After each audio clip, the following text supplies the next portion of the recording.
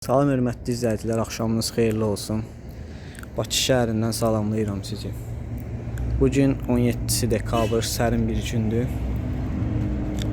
Və mən UFAZ-da sonuncu imtahanım olan riyaziyyat imtahanını verdim. Nisbətən çətin imtahan idi. Bu il ikinci kurs olduğumuzda ixtisas fənləri əlavədən çox oldu və fənlər bir qədər çətin oldu. Amma yenə də bu semestrdə asanlıqla başa vurdum.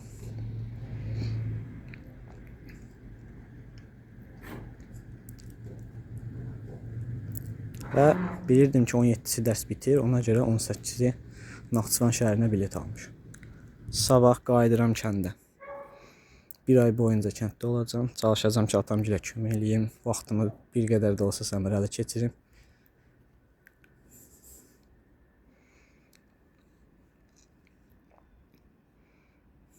Sağ olun, salamat qalın.